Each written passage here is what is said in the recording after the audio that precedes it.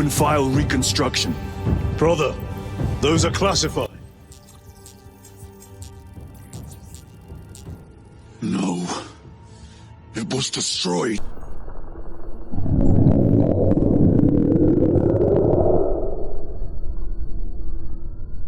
Sorry, I haven't eaten today. A long, long time ago, 2 or 3 long distant episodes ago, did we first dip but a toe into the long and storied trade that is painting Warhammer. As someone that loves to make a good diorama, paint, and kit bash, not to mention already loved the lore, artwork, and video games. I also watch channels like Ninjon and Miniac and Rogue Hobbies and Darkforge, just to name a few.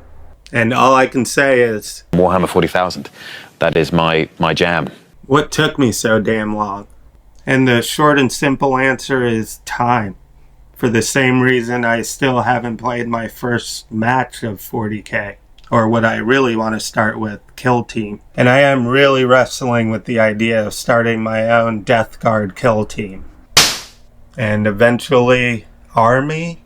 But definitely a Kill Team. Find somewhere to get some games in of that for starters. I said it here and now, so now I have to do it. I'm a man of my word. But more on that on a later date. My name is Danny Peralta. This is Diver Girl Art. And today we're making a Warhammer diorama. Again. But this time I want to really step up my game in not only the making of the terrain, but also the painting of the actual miniatures. Keeping a more lore-accurate homage to this IP that I recently fell so much more in love with. So join me as we take a plunge, no pun intended, into the deep and amazing world that is Warhammer miniatures. Alright, our lone space marine, now separated from the group in the previous starter set, needs a worthy foe to face off against. So I got another starter set.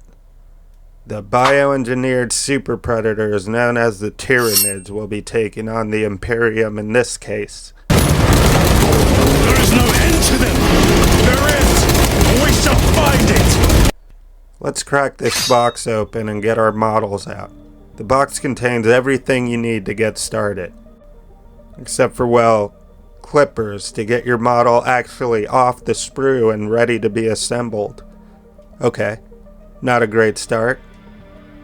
No hobby knife or sandpaper to clean up the models either. You're probably not going to want to prime and base coat with that very small tip on the included brush either, if you want to use it for more than a few times. Also, no primer. No worries. Nothing a few coats of that black can't solve. It does come with paint and a brush, so that's good. Now it's time to assemble our models. I've decided to just use 2 out of the 4 for this diorama. The scene I'm creating will feature 3 models, and spoiler alert, ice and snow. So let your imagination run wild. Changing the pose a bit, giving the legs more of a swimming motion. There's another spoiler. Add that to your imagination. Imagine it. Filling in the gap with some milliput, which is a 2-part epoxy putty. Carving in the details to match the skin, shell, carapace, the texture of the model. Clean it all up almost entirely off camera because that shit's boring and lame. And really good to do. Always do it. Then we prime. And then we get the airbrush out for a base coat of a light purple color to build off of. Using a mix of some hot pink and red orange from Pro Acryl to get a very bright shade.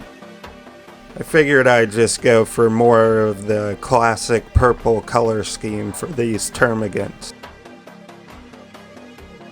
The paint job will be fairly quick and easy. There's a lot more other work to be done before we cross the finish line. But you know what they say. Only in death does duty end. Tell that to this guy. Am I right?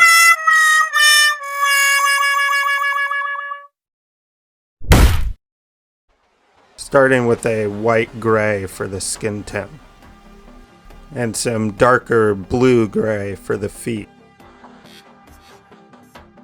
Then I just give the carapace a glaze of a much darker shade of purple, more leaning towards blue, very thinned down and diluted. I don't paint to the edges and try to feather it out a bit to make for a nice transition between the different tones. Then I paint in the tiny little nodes and divots. I do a layer of some thinned down bone white over the skin before giving it a sepia oil wash to make it look a bit less clean. I wick away the excess using a cotton swab before giving it a light gray dry brushing. Then it's time for the real fun, and the thing that tied this whole paint job together, the edge highlights. I love this step. I'm an illustrator. I've done that for a long time. One of my favorite mediums is just straight up ink and water. I forced myself for like a year to not pick up a single pen or marker, to illustrate only using brushes. That included the line work. So luckily when I got into this Warhammer thing not very long ago, brush control was something I didn't have a whole lot of trouble with. The challenges came in a myriad of different other ways, but luckily not the small details and edge highlights. It doesn't go for filming it, apparently. I'll work on that. Maybe that's part of what drew me to this hobby. Aside from the obsession with making models and sculpting, what I ultimately learned is that Warhammer is just sick. And I love the lore and the models, so naturally as a painter, I just felt compelled to dive in without hesitation. Aside from time, I wish I had more time to dedicate to this hobby. But alas, I still have plenty of other artwork in my head that needs to get made.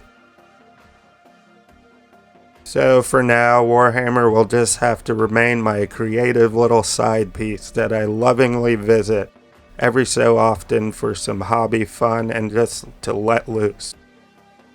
Unless I film it to show you guys, like this one. Ugh, giving a shit. It's really overrated. Now before we get to painting our Space Marine, let's get to that ice and snow I mentioned. How are we going to make ice and snow for this diorama, you ask? Well, to really drag this out and make sure this diorama takes as long as possible, we're going to do a resin pour. That's going to take like 12 hours to cure. The good thing about it being incredibly miserably hot where I live is that I hate it and I don't want to leave my place. No, wait. I mean, it's good because the resin will take about half the time to cure. I made this little hook out of the top of a metal hanger drilled into a piece of wood to suspend the model that will be completely submerged, because I could not think of something better at the time to hold it in place. Time to get the two parts poured out and ready for mixing.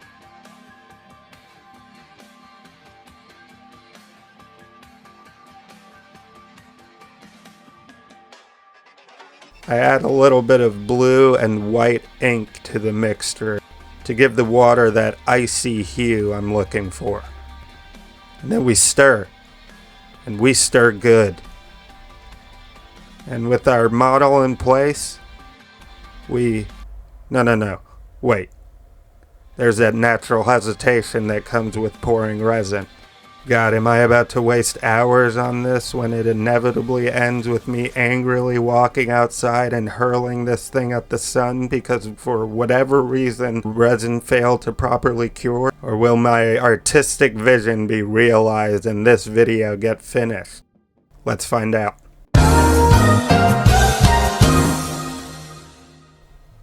What the f***? Oh good, just a very large and ugly white bubbly spot smack dab in the middle of the resin.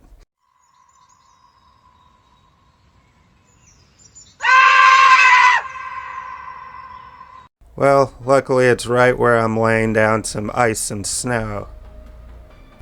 So no harm, no foul. But also, what the hell? Moving on, I guess.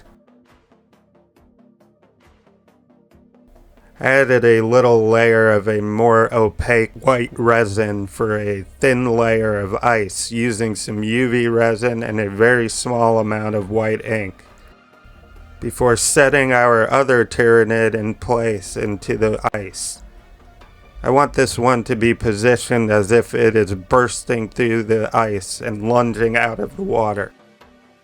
This is a sneak attack, an ambush. Now that the top and bottom layer are fully cured, it's time to remove our terrain from its silicone sarcophagus and see how it looks. Moment of truth. Drumroll, please. And it's looking good. Nice and clear.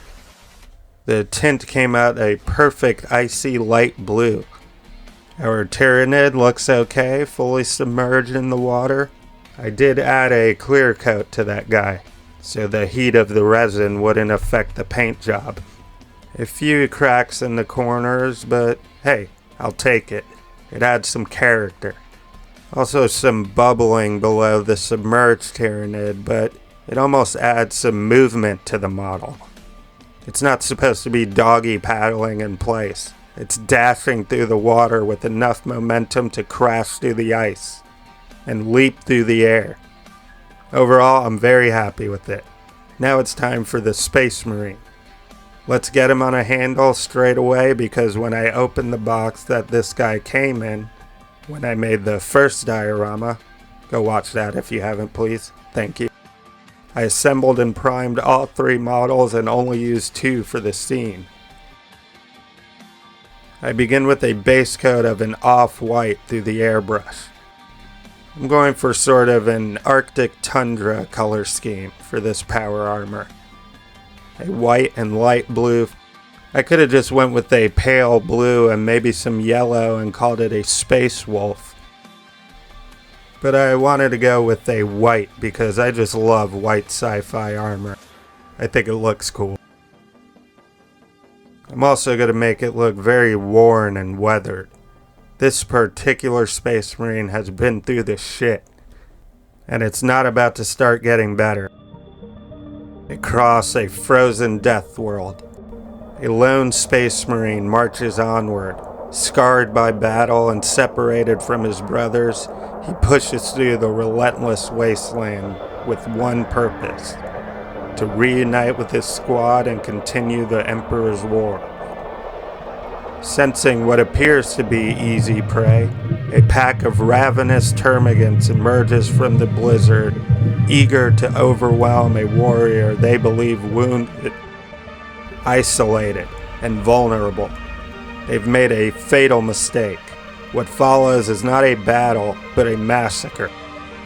The Xenos hurl themselves at the armored giant, only to discover that even a battered and alone, an Adeptus Astartes is a force of nature, a walking tank that turns their ambush into little more than a brief inconvenience.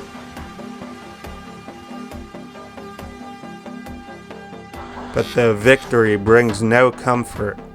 Where a handful of Tyrannids stalk the ice, countless more are never far behind. Every shot fired and every corpse left in the snow is a beacon, drawing the endless hunger ever closer. With possibly an entire hive closing in, the Space Marine has only one question left to answer. Will he carve a path through the swarm and return to his brothers? Or will he fall, becoming one with the icy terrain beneath his feet, frozen within his armor like a wearable mausoleum? Then a little edge highlights of some ice yellow. Clearly the sun is coming from his left. Very clearly. looking at that very hard shadow. I may have gone a little too hard on that, but whatever. I think it looks cool. Finishing off with glowing red eyes. Now it's time to finish our terrain, starting with the ice that the termagant is shattering as it leaps out of the water and at the Space Marine. Using a thin piece of resin that I cured in a small rectangle silicone mold. I create shards by cutting and ripping the resin with some clippers to make them look as random and jagged as possible. Then I set those in place with more UV resin applied with a brush all the way around the model. Wasn't really sure how this was going to work out, but it worked out pretty great. If I did it again, I'd probably add the tiniest bit of white to more match the surface of the ice. But all in all, I'm very happy with the results. It looks like he's shattering through the ice. That's what I was going for. Before filling it in with even more UV resin to create a splash between the water and the model. And now it's time for some snow. Spreading some PVA glue all over the surface. And to lay out where our Space Marine will be standing. This is just some army painter snow that I'm sprinkling all over the ground.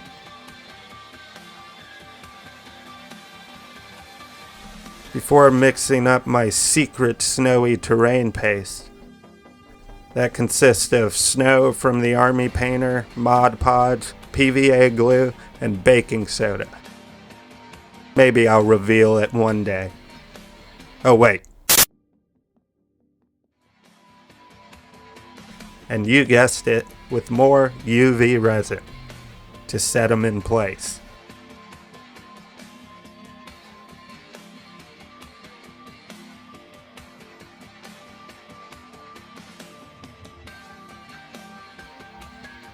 And then we brush on our snow effects all over the top of the ice. Very straightforward process here. Lay it on fairly thick to really sell the effect.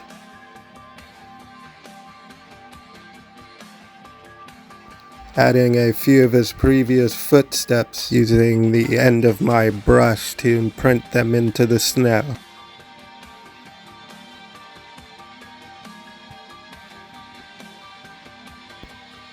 Add a little bit of fallen snow to the Space Marine.